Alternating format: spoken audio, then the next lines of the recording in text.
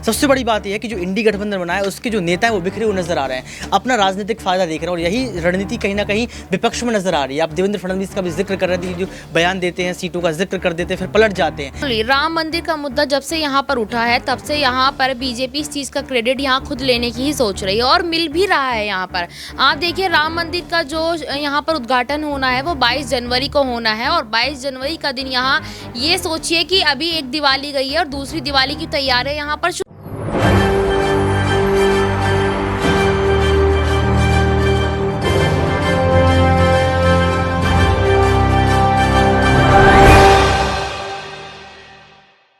नमस्कार, SPN 9 news आप देख रहे हैं। आपके साथ मैं हूं अक्षय अग्रवाल। स्वागत है आप सभी का SPN 9 न्यूज की खास पेशकश में। 2024 का चौकीदार कौन?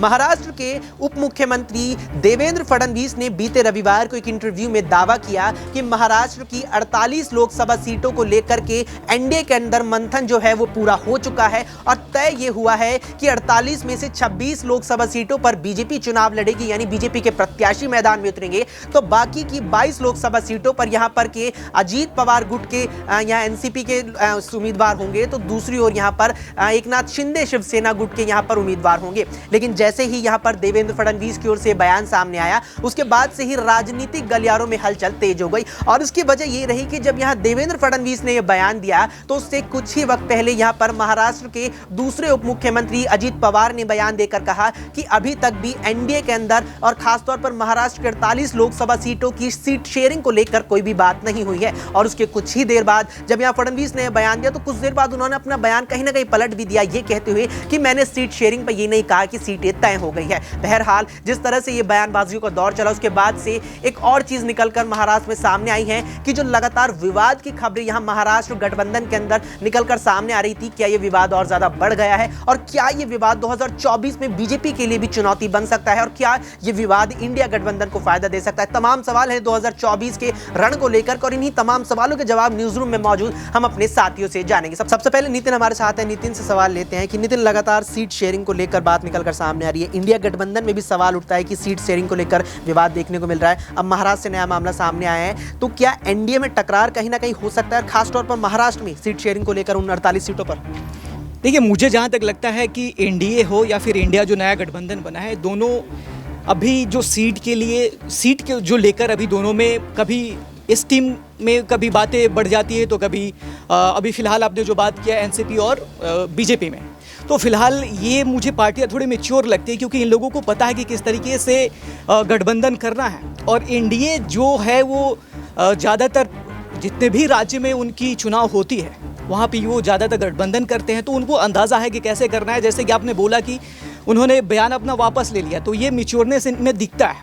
लेकिन वही अगर बात कर रहे हैं इंडिया की, जो अभी नया गठबंधन बना है, इनमें कभी अखिलेश यादव की बयान अलग आ जाती है तो कभी बाकी उनमें जितने भी नीतीश कुमार हो गए, जो भी उनके गठबंधन में नेता हैं, उन सभी की बातें कभी अलग अलग हो जाती हैं। कभी कोई कहते हैं कि मुझे सीट मिलना है, नहीं मिलना है, ये सारी बातें उनमें ज़्यादा चीज़ें नज़र आती हैं। तो यहाँ पर सुना आपने नितिन का कहना है कि सीट शेयरिंग को लेकर विवाद जो है इंडिया में भी देखने को मिल सकता है। यहाँ पर ऋतिक हमारे सहयोगी ऋतिक से जानते हैं कि ऋतिक, सीट शेयरिंग की बात चल रही है, गठबंधन की बात चल रही है, गठबंधन का नाम अगर आता है, ये शब्द गठबंधन जहन में आता है तो इंडिया गठबंधन पहला नाम आता है। इंडिया गठबंधन और यूपी, क्योंकि दिल्ली का रास्ता लखनऊ से होकर गुजरता है और कहा यह भी जाता है कि दिल्ली के लिए, केंद्र की सत्ता के लिए यूपी का हाथी जिस ओर करवट ले लिए सत्ता वहां चली जाती है। अब सवाल यह है कि इंडिया गठबंधन के तहत क्या कांग्रेस 80 सीटें छोड़ देते हैं, अमेठी और रायबरेली में वापसी कर सकती है? सबसे बड़ी बात यह है कि इंडिया गठबंधन का हाल क्या है। इंडिया गठबंधन नहीं, अब वो इंडी गठबंधन बन चुका है, ये सुधार कीजिएगा। सबसे बड़ी बात यह है कि जो इंडी गठबंधन बना है उसके जो नेता हैं वो बिखरे हुए नजर आ रहे हैं, अपना राजनीतिक फायदा देख रहे हैं और यही रणनीति कहीं ना कहीं विपक्ष में नजर आ रही है। आप देवेंद्र फडणवीस का भी जिक्र कर रहे थे, जो बयान देते हैं, सीटों का जिक्र कर देते हैं, फिर पलट जाते हैं। तो इसका मतलब ये है कि वही भाजपा पार्टी जो कभी नीतीश कुमार को पलटू राम बोलती थी, वही भाजपा पार्टी जो कभी अखिलेश यादव को, मायावती को पलटू राम बोलती थी, आज वह खुद पलटू राम बन चुकी। क्यों? क्योंकि ये सियासत का खेल है, सत्ता का खेल है और सत्ता के खेल में कुर्सी सबसे आगे रखी जाती। तो मुझे लगता है कि देवेंद्र फडणवीस ये समझ रहे हैं कि महाराष्ट्र का जो हाल है वो भाजपा के स्तर पर ठीक नहीं है, हमने जो बोला है वो गलत बोल दिया। मुझे लगता है कि आला कमान ने कहीं ना कहीं बातचीत की होगी, आला कमान ने कहा होगा कि आप ये क्या बोल गए, ये गलत है। तो अब यहाँ पर जब इंडी गठबंधन को हम देख रहे हैं, कांग्रेस पार्टी का आपने जिक्र किया, उत्तर प्रदेश में क्या हुआ, उत्तर प्रदेश की जो 80 लोकसभा सीटें उसमें से 65 में जो M22 समीकरण को मजबूत रखती हैं उसमें से अखिलेश यादव अकेले लड़ने के लिए तैयार है। आपको याद होगा जो मध्य प्रदेश का चुनाव था, जब अखिलेश यादव ने यहाँ पर सीटों के बंटवारों को लेकर बातचीत की थी, 6 या 7 सीटों पर जो है विवाद हुआ था। इसके बाद अखिलेश यादव ने साफ तौर पर ये जिक्र कर दिया था कि उत्तर प्रदेश में वो अकेले चुनाव लड़ देंगे। वहीं नीतीश कुमार ने साफ तौर पर यह कहा था कि इंडी गठबंधन के हालात ठीक नहीं है, चुनाव प्रचार में कांग्रेस पार्टी लगी हुई है, अपने अपने स्तर पर काम कर रहे हैं। वहीं अगर हम लोग ममता बनर्जी की बात करें तो ममता बनर्जी बड़े घोटाले में फंस चुकी हैं। तो कहीं ना कहीं जो पार्टी के बड़े चेहरे थे, बड़े फेस थे, वो बिखरे हुए नजर आ रहे हैं। तो मुझे लगता है कि अगर एनडीए को हराना है, एनडी गठबंधन को जो है आगे रहना है, तो सबसे पहले पार्टी की मजबूती पर ध्यान देना होगा। और भाजपा पार्टी को खासतौर पर यह ध्यान रखना पड़ेगा कि अगर आप जो बयान दे रहे हैं, अगर आप चाणक्य नीति को अपनाते हैं, तो खासतौर पर भाजपा पार्टी को यह ध्यान रखना पड़ेगा कि उनके जो नेता बयानबाजी कर रहे हैं, जो बोल रहे हैं, उसमें कितनी सच्चाई है। क्योंकि भाजपा पार्टी हिंदुत्व कार्ड खेलती, महिलाओं के वोट बैंकों को आगे रखती है, और भाजपा पार्टी ये जानती है कि हमें कैसे जो है समुदायों को जोड़ना है। अभी आपने आज की खबर पढ़ी होगी, आज दैनिक भास्कर दा, हिंदू, तमाम जो अखबार वो लिख रहे हैं कि भाजपा पार्टी आरक्षण को लेकर जो है कहीं ना कहीं आगे आ रही है। यानी कि यादव समुदाय को कैसे जोड़ना है, मुस्लिम समुदाय को कैसे जोड़ना है, राजस्थान में कौन सा समुदाय और कौन सी जनजातियां अधिक रहती हैं। तो आप समझिए कि जो भाजपा पार्टी वो कहीं ना कहीं कांग्रेस की रणनीति पर आगे बढ़ रही है। एक बहुत अच्छा आर्टिकल संपादकीय पेज पर था, उसमें ये लिखा था कि 70 साल पहले जो कांग्रेस राजनीति करती थी उसका जो स्तर था, आज वही राजनीति का स्तर भाजपा का होता चला जा रहा है। इसका मतलब है कि भाजपा का वही हालत होगा जो एक आज कांग्रेस का हो चुका है। तो मुझे लगता है देवेंद्र फडणवीस जिस बयान की बात कर रहे थे, जिस सीटें बंटवारा की बात कर रहे थे, उनको ये ध्यान रखना पड़ेगा कि महाराष्ट्र में टूट फूट की सरकार है। अगर आप ऐसा बोलेंगे तो फिर टूट फूट होगी, और आने वाले समय में तमाम जो नेता बैठे हैं भूखे प्यासे, उनको जो इसका फायदा मिल जाएगा। तो अब चाहे उत्तर प्रदेश की बात करो, चाहे लोकसभा चुनाव की बात कर लो, दोनों में टक्कर है इंडी वर्सेस इंडिया में, माफ कीजिएगा इंडी वर्सेस एनडीए में। लेकिन अगर एनडीए को और मजबूती दिखानी पड़ेगी तो सबसे पहले बड़ी मीटिंग करनी पड़ेगी और अपने नेताओं को समझाने का प्रयास करना पड़ेगा। तो यहाँ पर सुना आपने हमारे सहयोगी ऋतिक का, उनका साफ तौर पर कहना है कि जो बयानबाजी है वो कहीं ना कहीं आपसी मेलजोल से निकलकर सामने आनी चाहिए। यहाँ पर देवेंद्र फडणवीस के बयान का जिक्र है, पहले कहते हैं कि सीटों का बंटवारा हो चुका है, उसके बाद कहीं ना कहीं वे अपना बयान पलट देते हैं। इसके अलावा उन्होंने यहाँ पर बीजेपी के प्रमुख मुद्दे, प्रमुख एजेंडे, हिंदुत्व का जिक्र किया, और हिंदुत्व का नाम आता है तो नाम यहाँ पर राम जन्मभूमि का, श्री राम मंदिर का, अयोध्या के आता है। उस पर मेरा अगला सवाल हमारी सहयोगी नेहा से रहेगा कि नेहा, राम मंदिर और राम जन्मभूमि कहीं ना कहीं आधार रहा है, कहीं ना कहीं सबसे बड़ा एजेंडा और मुद्दा बीजेपी का रहा है, जो जिसका शिलान्यास भी हो चुका है कहीं ना कहीं, और अब यहाँ पर नींव रखी जा चुकी है। और अब क्या 2024 के चुनावों में ये बहुत बड़ी भूमिका निभाने वाला है बीजेपी की? देखिए बिल्कुल ही, राम मंदिर का मुद्दा जब से यहाँ पर उठा है तब से यहाँ पर बीजेपी इस चीज़ का क्रेडिट यहाँ खुद लेने की ही सोच रही है, और मिल भी रहा है। यहाँ पर आप देखिए, राम मंदिर का जो यहाँ पर उद्घाटन होना है वो 22 जनवरी को होना है, और 22 जनवरी का दिन यहाँ ये सोचिए कि अभी एक दिवाली गई है और दूसरी दिवाली की तैयारियां यहाँ पर शुरू हो चुकी है। तो कहीं ना कहीं राम मंदिर का मुद्दा लोकसभा चुनावों में बहुत ही ज़्यादा फायदा दिलवाएगा भाजपा को,